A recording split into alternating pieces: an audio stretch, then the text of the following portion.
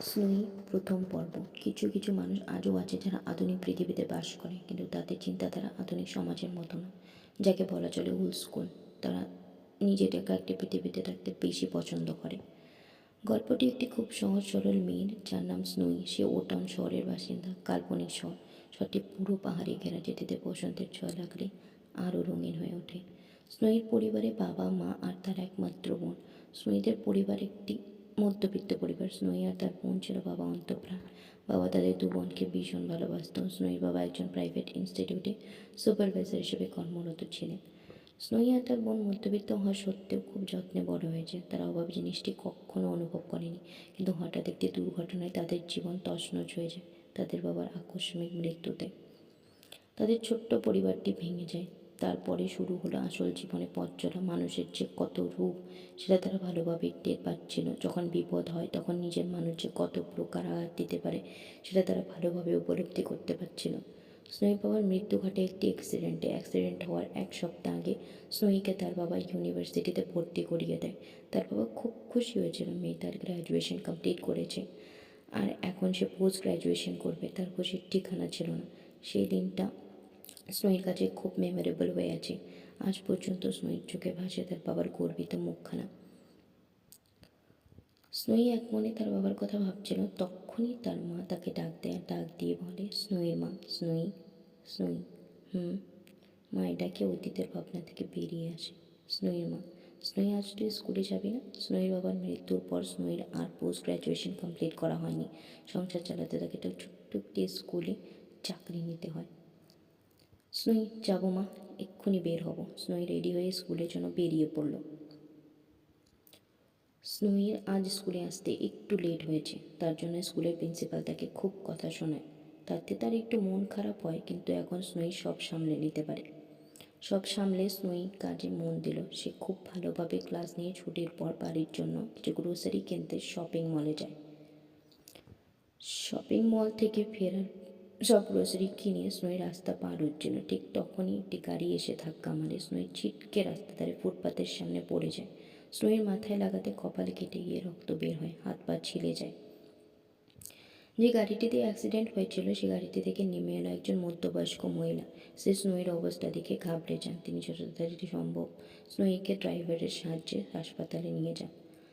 হাসপাতালে নিয়ে গিয়ে স্নোইকে ইমার্জেন্সি ওয়ার্ডে চিকিৎসা করার ব্যবস্থা করান, আর এই যাত্রায় স্নোই বেঁচে যায়। স্নোইকে 3 দিনের জন্য হাসপাতালে রাখা হবে, সেই খবর স্নোইয়ের মা এবং তার বোনকে দেওয়া হয়। তাহলে ছুটে আসে স্নোইয়ের কাছে। স্নোইয়ের মা কাঁদতে কাঁদতে অ্যাকশন। ঠিক একই অবস্থা তার বোনেরও। তারা কাঁদতে কাঁদতে স্নোইয়ের কেবিনে গেল। স্নোই তাদের দেখে হতবাক হয়ে গেছে। দুজনেরই মুখ শুকিয়ে গেছে। মা আর বোনের এই অবস্থা দেখে তাদের কাছে ডাকে আর ইশারা করে বলে সে এখন ঠিক আছে, কাঁদতে মানা করে। এই সবের মাঝে স্নোই নজর যায় দরজার সামনে দাঁড়িয়ে থাকা মহিলাটির দিকে। মহিলাটি বয়স্ক হলেও মুখে তার চাপ নেই, দেখতে অসম্ভব সুন্দর। গায়ের রং থেকে শুরু করে মুখের আদল অপরূপ, যেন কোনো এক অপসরী দাঁড়িয়ে রয়েছে। স্নোই প্রথমে মহিলাটিকে দেখে চিনতে পারেনি। চিনবে কী করে? সে তো অ্যাক্সিডেন্ট হওয়ার পর অজ্ঞান হয়ে গিয়েছিল। স্নোইয়ের হাবভাব দেখে মহিলাটি তার কাছে আসে, তার নিজের পরিচয় দেয় আর নিজের ভুলের জন্য ক্ষমা চেয়ে দুঃখ প্রকাশ করে। মহিলাটি হলো চৌধুরী গ্রুপ অফ কোম্পানির মালকিন মনিকা চৌধুরী। সে ওটাউন আজই ফিরেছে। তার ফেরার কারণ আজকে তার সিনা গ্রুপ অফ কোম্পানির সাথে খুব জরুরি মিটিং ছিল, কিন্তু হঠাৎ অ্যাক্সিডেন্ট হওয়ার ফলে মিটিং ক্যান্সেল করতে হয়েছে।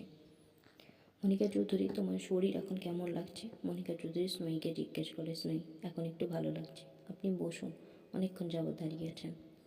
মনিকা চৌধুরী, না ঠিক আছে, তুমি ঠিক আছো, এটাই সবচেয়ে বড় কথা। এখন আমাকে উঠতে হবে, কাল এসে আবার দেখা করে যাব। এখন তবে আসি, ভালো থেকো, নিজের শরীরের যত্ন নিও, আসি। স্নোই, ঠিক আছে। মনিকা চৌধুরী, ওহো, ইস, এত কথা হলো কিন্তু তোমার নামটাই জানা হলো না। তা তোমার নাম কি? স্নোই, স্নোই, আমার নাম স্নোই মালাকার। মনিকা চৌধুরী, বেশ সুন্দর নাম, কিন্তু নামটা বিদেশিদের মতো কেন? স্নোই, আমার বাবা এই নামটি দিয়েছিলেন, ওনার এই নামটি ভীষণ পছন্দ হয়েছিল, সেই জন্যই। মনিকা চৌধুরী, দিয়েছিলেন মানে? স্নোই, আমার বাবা মারা গেছেন 1 বছর আগে। মনিকা চৌধুরী, দুঃখিত। স্নোই, না ঠিক আছে। স্নোইয়ের মনটা খারাপ হয়ে গেছে। মনিকা চৌধুরী, না, এখন সত্যি উঠতে হবে। আজ তাহলে আসি। স্নোইয়ের মাথায় হাত বোলাতে বোলাতে বলে। স্নোই, ঠিক আছে, আবার আসবেন। মনিকা চৌধুরী, আসবো বলে সে স্থান ত্যাগ করে নিজের বাড়ি ফেরার জন্য রওনা হয়। মনিকা চৌধুরী বাড়ি ফিরে এসছে। আজ অনেক দিন পরে বাড়িটাতে ফিরেছেন। নিজের কাজের চাপে এতটাই তাকে যে বাড়ি ফেরার কথা বলেছেন, সব কিছু সামলাতে গিয়ে নিজের সন্তানকে সময় দিতে পারেনি। এই জিনিসটা তাকে কুরে কুরে খায়। তার নিজের সন্তানের বড় হওয়াটা নিজে ভালো করে উপভোগ করতে পারেনি। আর তার সন্তান আর তিনি এক বাড়িতে থেকেও তাদের মধ্যে দূরত্ব এসে গেছে। তার একমাত্র ছেলে আজ তার সাথে প্রয়োজন ছাড়া কথা বলে না, নিজেকে একটা ঘরে বন্দি করে রাখে। মনিকা চৌধুরীর ভীষণ চিন্তা হয় তার ছেলেকে নিয়ে। কে সামলাবে তার একরক্ষা ছেলে থেকে? মনিকা চৌধুরীর একমাত্র ছেলের নাম অনিমেষ চৌধুরী। অনিমেষ চৌধুরী একজন খুব জেদি এবং একরক্ষা প্রবৃত্তির লোক। যে যেটা ঠিক বলে মনে করে সেটাই সে করে। এই জেদি এবং একরক্ষা হয়ে যাওয়ার পেছনে আসে তার একাকিত্বের জীবন। সে ছোটোবেলা থেকেই মা বাবা থাকা সত্ত্বেও একা একা বড় হয়েছে একজন ন্যানির কাছে। ছোটোবেলা থেকেই তার টাকার অভাব ছিল না, যা চেয়েছে তাই পেয়েছে, কিন্তু ভালোবাসার অভাব ছিল। তাকে ইমোশনালি মেন্টালি সাপোর্ট করার মতো, তাকে ঠিক ভুল বুঝিয়ে দেওয়ার মতো কোনো লোক তার কাছে সে পায়নি। ছোটোবেলায় যখন ব্যথা পেয়ে বাড়ি আসতো তখন মা মা বলে ডাক দিত, কিন্তু কেউ শুনতো না। শুনবে কী করে? তার বাবা মা দুজনেই কাজের জন্য বাইরে থাকতো, আর ন্যানির মতো ন্যানি ওষুধ লাগিয়ে দিয়ে চলে যেত। যখন অনিমেষ বেশি ইমোশনাল হয়ে জোরে জোরে কাঁদতো তখন ন্যানি তার গায়ে হাত তুলতো, তাকে মেরে চুপ করিয়ে দিত। একদিন যখন অনিমেষের বয়স 15, তখন ন্যানি তাকে কিছু একটা কথার জন্য খুব মারছিল। তখন অনিমেষ সহ্য করতে না পেরে ন্যানির গায়ে হাত তুলে ফেলে। ঠিক সেই সময় মনিকা চৌধুরী নিজের কাজ সম্পন্ন করে বাড়ি ফিরছিল। মেইন রোডে দাঁড়িয়ে অনিমেষকে ন্যানিকে মারতে দেখে কোনো কথা জিজ্ঞেস না করে অনিমেষের গালে থাপ্পড় বসিয়ে দিয়েছিল। সেই দিনটির পর থেকে অনিমেষের তার মায়ের প্রতি আরও রাগ ঘৃণা জন্মেছিল।